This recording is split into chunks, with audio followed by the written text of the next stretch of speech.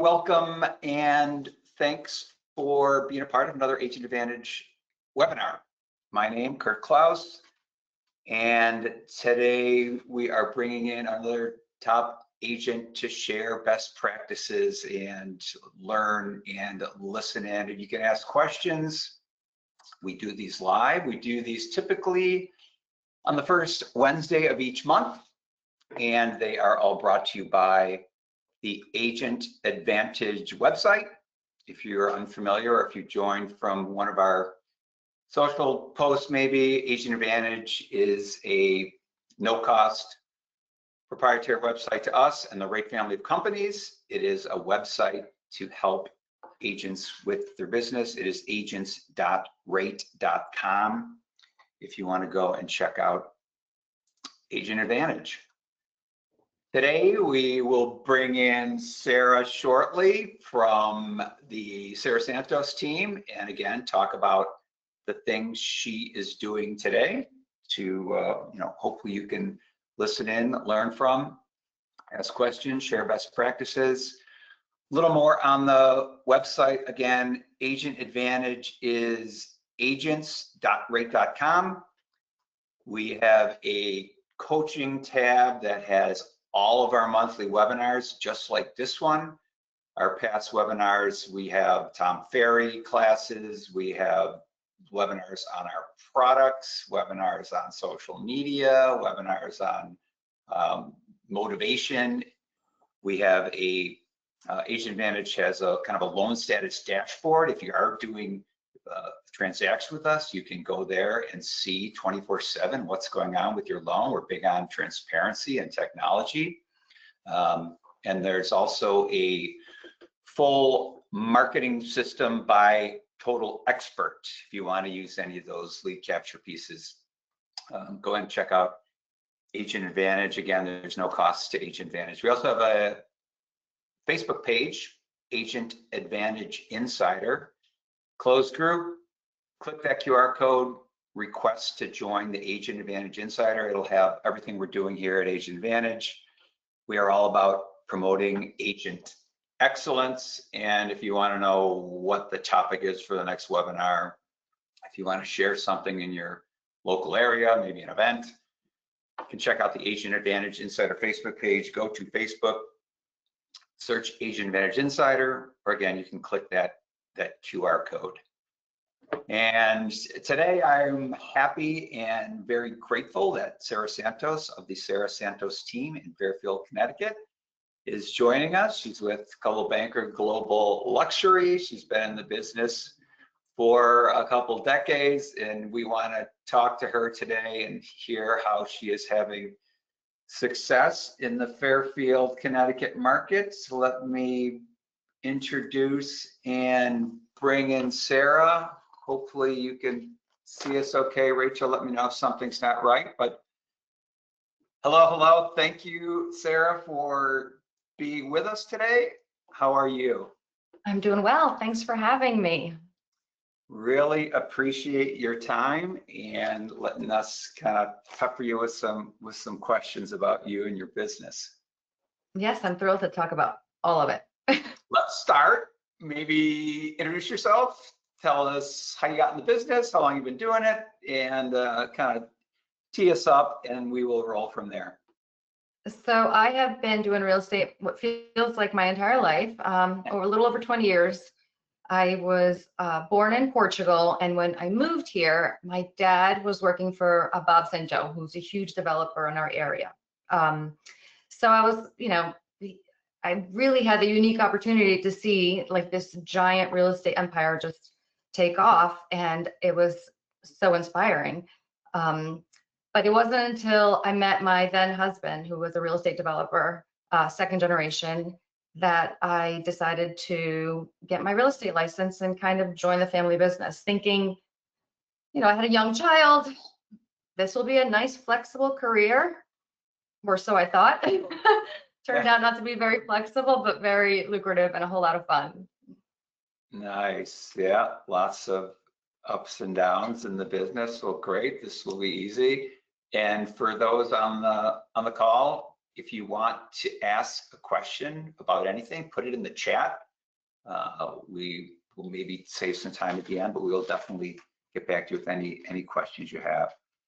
So kind of looking over your career, you tell us how you started, and over the years you've done hundreds of millions of dollars in transactions. What would you say, like right off, would be kind of the secret or the main reasons of your success, or maybe a point in your career where things just started to take off and get going? What did you say was that point or that moment? I was really fortunate. I think I produced at a pretty high level for my area from the beginning. I think in the very beginning, I was Rookie of the Year. I had listings right away. I didn't have to start with doing a ton of open houses. I really had business to capitalize off of. Eventually, I decided that I really wanted to step more into the luxury sector. So I wanted to learn high end. What do people in that high net worth are looking for?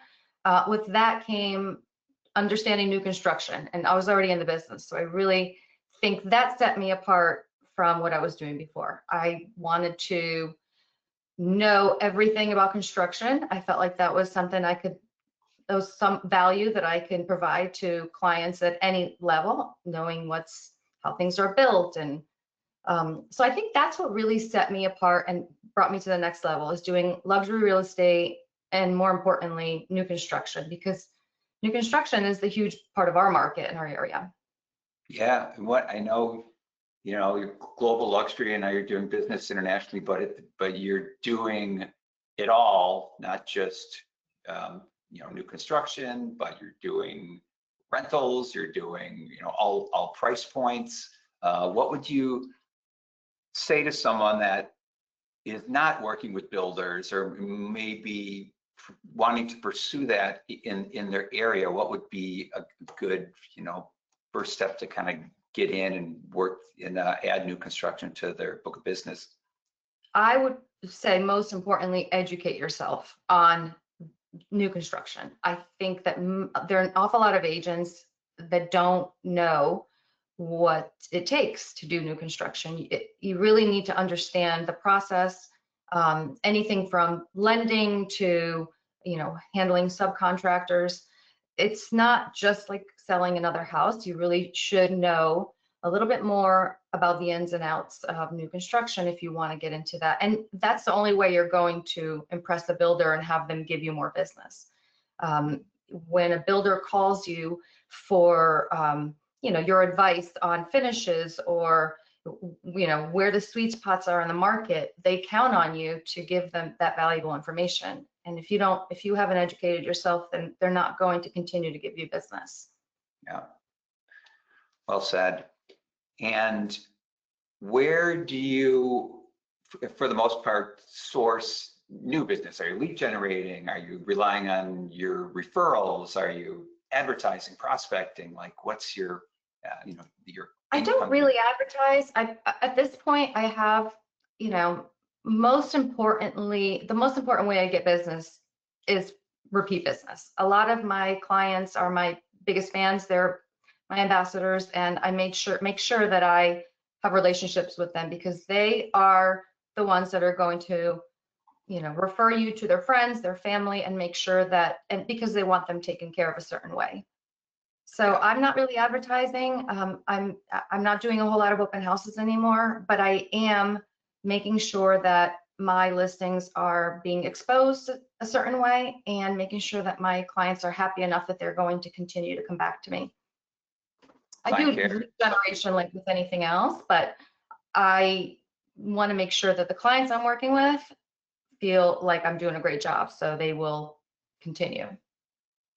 Client care, relationships. Yeah, we were chatting a little beginning, and you were saying how you take on all business. It's not just the luxury niche. It's starter homes, it's rental homes. So getting those customers, clients, knocking it out of the park with the transaction, and then maybe speak to how you stay connected to them, or how you keep in touch with them after maybe a rental deal or a starter home, to make them clients for life.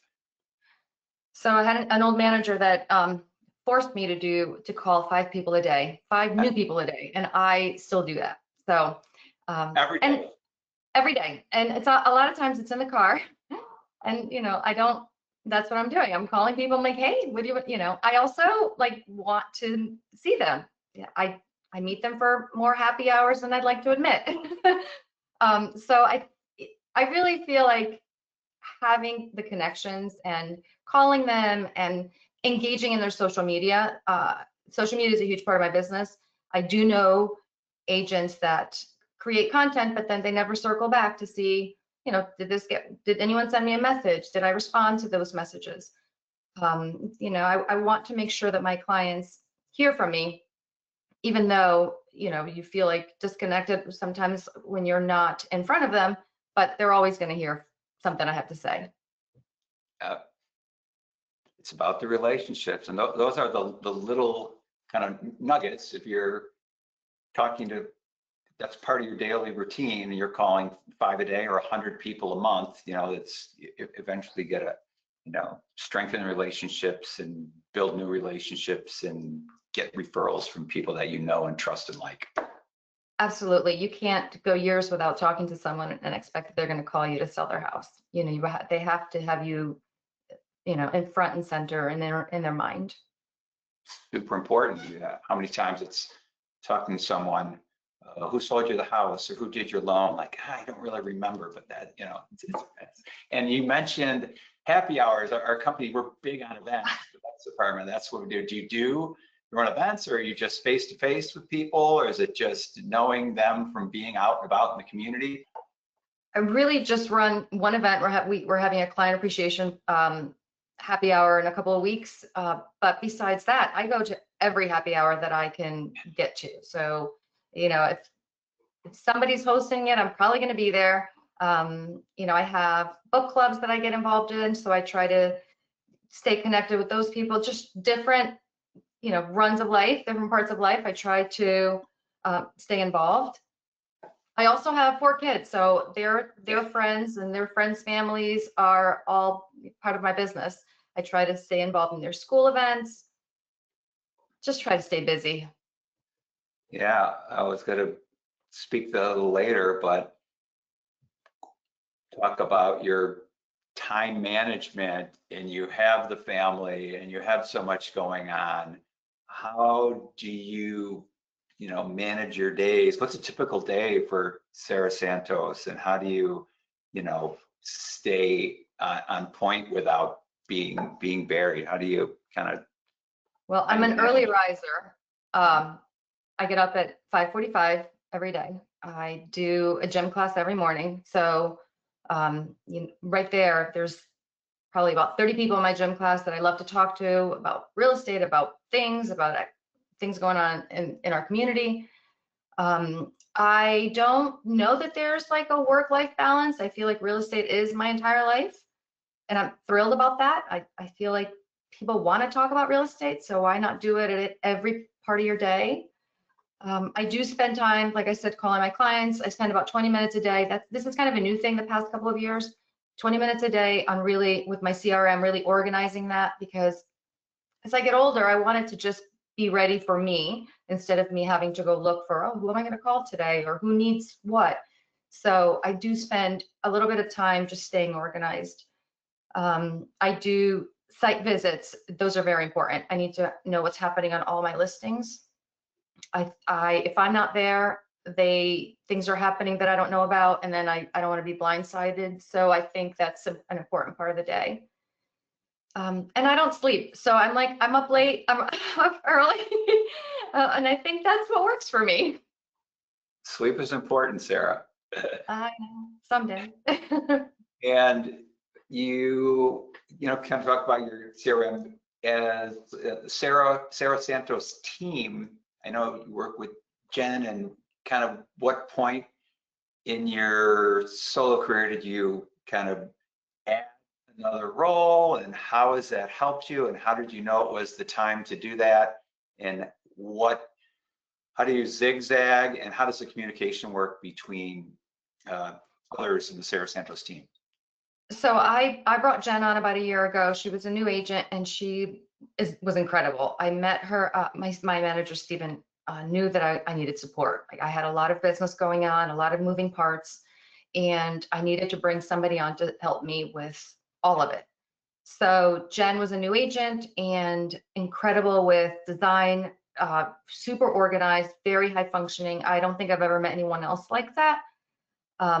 She has since moved to Atlanta to start her business there to increase her real estate business, but we still collaborate back and forth. She's still part of my support system. But also I feel like with the team, I think I've been with Coldwell Banker a long time, and Coldwell Banker, for me, the culture is very collaborative. So, we have our manager who is like an analytics guru. Like he thrives on the statistics, the graphs, all of that. So that's who I go to if I need to know very specific parts of the market and what's happening, what's moving, and he will just be able to provide that for me instantly. We have Jenny in the office who's like marketing and operations. Like she knows where everything is. Every other week we have a meeting with Jenny, and she does these did you know moments. So like she'll teach me something new. It's a huge part. Tim Martin I call him because if I need to figure out how I'm going to structure this, this sale for this, an incredible part of the business. And then I have a virtual assistant who I've never really met, but keeps me very organized now. And I don't have to actually get together with her. I just I just tell her what I need done, and she's incredible. That's great. So brought on a virtual assistant. Kaden is meetings at a certain time, and she not only helps you, but has other agents, or is it a dedicated virtual assistant and you just? I'm not sure who else she's working for, but she's doing a great job to keep my CRM organized and my emails and my calendar. And that's all I really need. But yeah. I also think that a big part of having a team is just having people to collaborate and know different parts of the market and what's happening, or maybe a strategy for a unique property or a price opinion. And I can gather 5 people in my office instantly that will do that with me. Kelly Higgins has always been a huge supporter. I can call her at 7 o'clock in the morning and she'll give me the answers I'm looking for, just to kind of clarify, am I going at this? Am I strategizing the marketing for this property properly? What are your thoughts? Anthony's, I can pick 5 people to come that I can trust and work with me on any given deal. And I think that's the culture of Coldwell Banker, and that's why I'm proud to be there, because I don't know that I'd find that elsewhere. Any technology, apps, ways that you communicate with clients, anything you use to structure your day, scheduling, anything you use that you think you could not live without, or you find valuable? I do have my calendar. I put every single thing in my calendar. If I have to do a showing, or I just need that alert. So everything is in my calendar. Social media is huge for me. I feel like without social media, I wouldn't be able to do any of it. I don't do any print advertising anymore. Everything I do is posted online. It's shared. I love my luxury presence website. I feel like having a polished website where you can put blogs and your testimonials really showcase what you do, I think is really important. But also, I think your digital footprint is huge. So, I don't know that I have a bunch of apps that I use, but just having like the TikTok and the Instagram and the Facebook and all kind of integrated, sometimes that's your first interview. When people are thinking about using you, they're looking there first. And if you have silliness on there that's not really relevant and not adding any value, that's probably not going to leave a great impression. So I would say social media is probably the #1 thing for me. Yeah, I want to talk about your social, and you're doing some cool stuff on TikTok. And how did you get started with that? How do you create content? Do you do it yourself? Do you schedule it? Talk to an agent that is not doing it at all, and what you would recommend for them to dive in, get started, what's working for you. So I think, first of all, I'd like to say that TikToks are like my thing. I am very hesitant to get in front of the camera. I do it all on my own. And Jen really is the one that pushed me to do that, because she's like, you just need to be on there. And honestly, clients just want to know that you're relatable. They just want to see you. They don't, and you have to add some value. So you have to, sometimes tell them what's happening in their market, special events. But Jen really pushed me to get comfortable in front of the camera. And it was hard in the beginning, but once you start doing it, I just realized that done is better than perfect. So put it out there. People will take what they want from it. They'll leave what they don't. And that works for me. Shooting it on your phone, covering what you're already doing anyways. But yeah, it seems like we're moving closer to the day that where email is almost, not effective when people, get buried by it, or it's not the way people prefer to be communicated. But what better way to get someone to know you and trust you and like you than to see you and see how you are in person. Absolutely. And also that they can relate to you. You're going through the same struggles. You're trying to get the pickup on time, but yet set up showings for something. Like, they really like to know that you have the same issues everyone else has, and you still, are trying to get it done. Yeah, and it's not, you do have new listing, new rental, but you also have, I'm here with my kids, I'm in the Fairfield community doing this, or we're helping, this group. So it's a little bit of everything. It really is. Do you have a kind of a content calendar? You just capture what you're already doing and post it yourself? I post it Someone myself. help you? Yeah. No, I don't have anybody help me. I would like to possibly have somebody help me in the future. I think it's valuable. I do have videos of my properties done professionally, and I will post them. I definitely try to batch a good amount of content, so I always have something ready to share if I'm not doing something that's worth sharing that day. And then some of it is just like, if I'm baking a cake, or if I'm, whatever I'm doing, I think there's nothing wrong with that. I think that's all very, very good to share with your clients and your friends. Yeah, but I do it all myself. I mean, I don't even have, I used to have like a little microphone. I don't even have that anymore. I do think agents should do that. I'm kind of like on a whim. Yeah. One thing, what do you think that one thing that agents should stop doing immediately, looking with your experience, that's in your opinion? Well, I feel like there's two things. First of all, posting ridiculous content. Like, I think that's such a crazy thing when you're just posting silliness that doesn't have anything to do with your lifestyle or your real estate, or it's just like whatever.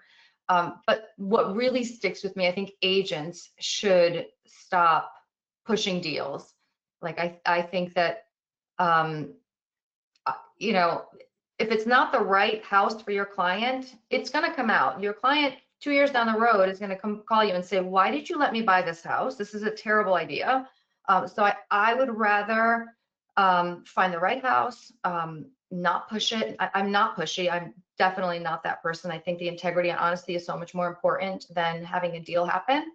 And it does pay off down the road. And I think a lot of new agents possibly don't understand that. They just really want to make that deal.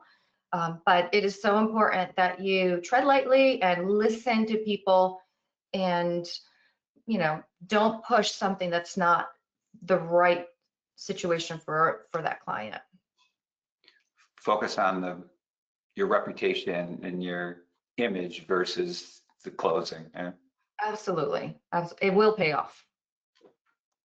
Branding wise, Sarah Santos team, when did you kind of change to use that in all of your website marketing, Sarah Santos team instead of? So a couple of years ago, I was taking on a subdivision in Fairfield. So it was 9 units, new construction, and I knew I had a couple more subdivisions. I wasn't going to be able to do it on my own. I wanted to have a team to help me, to support me, and Jen was great. I think that this project would have taken me 3 times longer if she wasn't on board. So I was very thankful. It was about 2 years ago that I decided to switch more into a team structure. Any other, I love the little, peek at your day to day. Any other routines that are kind of critical to long-term success, like the certain number of calls a day, you're posting so much content a week, and like what else is part of your weekly structure that you attribute your success to? Well, I mean, stopping in on all my properties and calling my sellers every single day. Every day, even if I call them and say, I don't have anything to report, but this is what's happening in the market. And by the way, that house is coming on the market down the street, but I do call my sellers every day. I never want to get a call from them and say, I haven't heard from you. That is the worst thing in my mind that could happen. So I will call them every day just to touch base. And sometimes I don't have much to say, but if there's always either a showing or some feedback, that's a big part of, that takes up a lot of my day. Stopping in at sites and calling the sellers. That's important. And you touched on it earlier, not only doing business in your local market, but internationally too. I know agents in Florida, it's a big part of your business. Like how can you speak to how you source and work with international buyers and sellers, and advice to someone where their market that would be important? Well, I love to travel. So wherever I go, I like to visit the local offices. I like to check out real estate in that area. Referral business is huge. I think that's something that most people don't capitalize on. They're like, oh, they're moving out of town. That's the end of that. It's a huge market. And Coldwell Banker has Gen Blue every year. I make it my business to go to this conference. This is where you meet and network with all of agents from all over the world.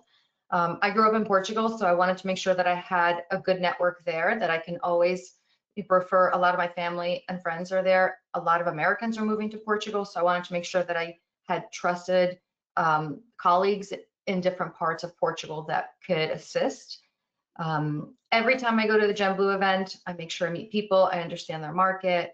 I have great people in Atlanta and in Nashville and on the West Coast.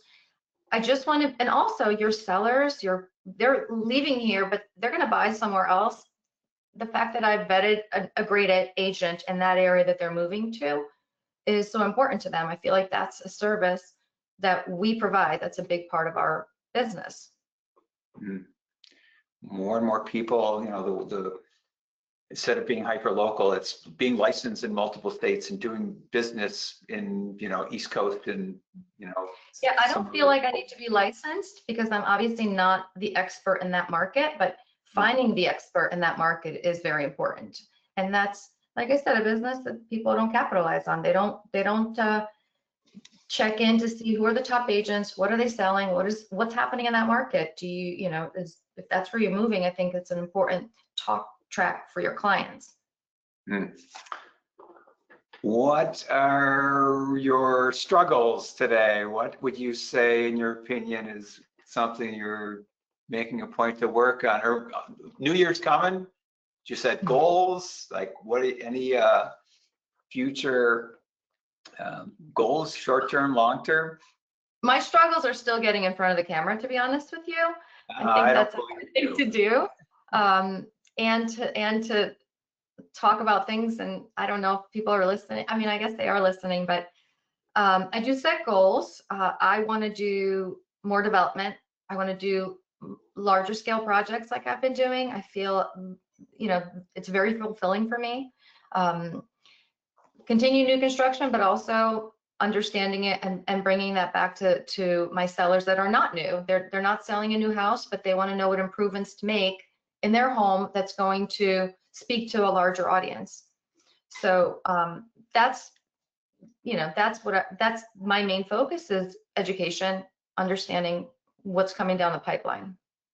Yeah, anything, continue education or seminars or books or anything you love, find valuable, recommend? I do. I don't know that there are any books that I like really need to read or recommend, but I like podcasts. I like to listen to other people's opinions about what's happening in the market. I think that's I like networking. So that besides the Jet Blue event, we also do luxury on, I don't think it's called luxury on, not luxury on demand, but it's called something. And you'll go to meet agents in, Boston or Miami or LA or different parts. Like I definitely, or New York, we have a lot of business in New York. I like to go and meet and take it all in. Curious. It's great. Any advice for, I mean, we have experienced agents and some newer agents. People are starting to, get into the business with a turnover in the average age of the agents in America. Any advice to a brand new agent who's looking to reach your level? Brand new agents. I would say most importantly, attach yourself to a seasoned agent, follow them around, do exactly what they're doing, listen to them, be honest, have integrity. That is so important. I don't think I would be where I am today. I know an awful lot of agents that are no longer in the business because they forgot that little piece. And I don't plan on retiring anytime soon. I want to continue to work, and people are only going to work with you if they feel like you have their best interest in mind. So new agents, I would say, find a realtor that you can be your mentor. And they're all willing, work for them, even if it's for free or for a small fee, whatever it is, follow them around, do what they do. Consider it very valuable that they are willing to teach you. And we do, I'm happy to tell everybody everything. So I think that's an important part of growing your business, is just seeing what everybody else is doing, and following and do your version of it, obviously. Yeah, well said. Looking back, market shifts, how do you stay motivated through changes? Are you always looking for the next thing? What would you say, forward looking thinking, are you, considering or working, or like, how do you get through those ups and downs? So I feel like this is what saved me. In 20 years, the market shifted quite a bit. So I would always adapt to wherever it was shifting. So, at one point I was selling $1 million homes and the market changed. Like, where are the buyers? What price point are they going to be in? So I started selling $400,000 homes, obviously more volume. But you just adapt. Sometimes you just have to do rentals. You just have to, because that will turn into something. They're going to rent for a year, then they're going to call you and say, we're ready to buy now. And you have to take them all very seriously. So adapt where the market is. It's not always going to be $2 million or $4 million homes, but it's still great business, and it will turn into something more. As far as myself, like I said, I like large projects. I like to feel completely overwhelmed at work. So that's what I'd like to do more of. That's one of your goals for next year, huh? To feel overwhelmed, yes. Now, my goal is just to continue to expand and continue to grow. And anything else on kind of your client care relationships? You talked about events, you talked about making calls every day, you talked about social, is your focus mostly on everyone you've worked with, or are you out looking for new sources and new listings? Oh, I'm always looking for new listings, new opportunities. As far as client care, I think another thing that I wish people would do more, and that's my goal always, is to listen more. Listen to my friends, listen to not only, oh, we have to sell our house, but what are you looking for? What are your struggles? Are you struggling with the second level? Are you looking for a first floor? This is something I need to hear. Or, we outgrew this house. Sometimes I hear people say, for a couple of years, we've outgrown this house. We need something bigger, or the kids are all gone. Really listening more than talking. Mm-hmm. Negotiations, any kind of strategy or personal thoughts on negotiating tips and what's worked for you and what to avoid, and what's your kind of philosophy on negotiating. Once you have, if you have integrity and you've been honest, you can work with people. Know if an offer is coming from you, that it's well put together, it's presented well. Another huge thing is having a lender that you can count on. I feel like there have been many times I send in an offer and it's competitive. This is a very competitive area. And they see who my lender is and they're like, okay, we trust this is going to close. We trust that they've already done their work. And often we'll win the offer, we'll win the bid. So I that's a huge part, which is even a no-brainer to have, you know, a team, which I consider my lender part of my team, to be able to, you know, go to bat for you. Like they know that if I'm working with someone that they are going to be okay and it's going to close. Mm-hmm. Network attorneys, other agents. I have businesses in the community. a lender, agents, attorneys that I can call for advice, even if I'm not working with them on this particular deal, they will give you advice how to handle this. I have inspectors I can call to get clarification, even if they're not the ones. They trust me. They trust that I'll give them more business in the future. So I can call them and get clarity on any part of the inspection process, etc. And if things don't, you know, it makes you look bad if the people that you are, you know, sending your clients to, yeah, it's a big deal. Absolutely. You will always look bad if any part of your team dropped the ball somewhere. So it always falls on you. Yeah. Okay, well, we're close to 40 minutes. Anything in closing? What's the next thing? How is the market there? I know it's starting to get competition on, you know, offers. Like, talk to what's, you know, maybe you're looking towards for spring. I am looking forward to spring. Although our market doesn't slow down terribly. We have, you know, we're close to New York City, so we're continuously moving. There's always something happening. So I feel like we're very fortunate in our area. There's always, even though it is competitive, we still have very little inventory in our area, and even less quality inventory. So, you know, we need listings. We need people to, you know, make those moves and trust that the interest rates will come down and you can refinance and just sell your house. Yeah, I love it. Well, I cannot thank you enough. Really appreciate your time, Sarah. All the best. And if we get my pleasure, questions, we'll get those to you. But thank you so much for being a part of this and being a part of helping, you know, other agents and being part of this, you know, forum to improve and learn. Yeah, I'm happy to. And yeah, certainly send over any questions. I'm, like I said, happy to collaborate and share. Great. Enjoy the rest of your day, the rest of your year. Hope all is well.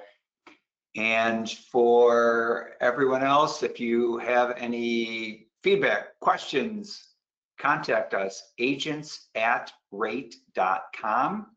We'd love to hear from you. Topics you would like us to include in any upcoming webinars. We are all about, again, promoting agent excellence in you. So on behalf of all of the Rate family companies, thank you again, Sarah. Have a great rest of your day, everyone, and a great rest of the year. Be well. Thank you for having me. Have a good one.